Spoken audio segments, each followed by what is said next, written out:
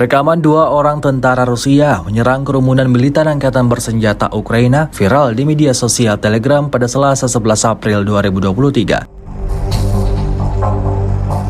Aksi saling serang dari jarak dekat kembali berlangsung. Keberanian penuh dari dua orang tentara Rusia menyerbu parit Ukraina dengan tembakan heroik tidak sia-sia. Seperti yang terlihat dalam rekaman, sebagian dari target tembak memilih kabur mencari tempat yang lebih aman. Namun, selang berapa lama, salah satu militan angkatan bersenjata Ukraina datang dari sayap kanan dan melakukan perlawanan terhadap tentara Rusia. Dan akibatnya salah satu dari tentara Rusia tumbang seketika.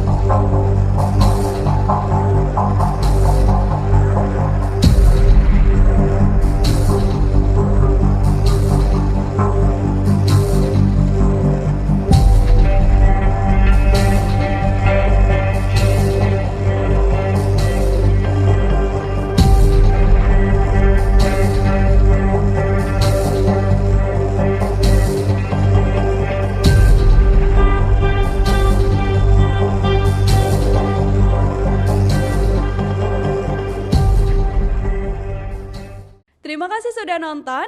Jangan lupa like, subscribe, dan share ya.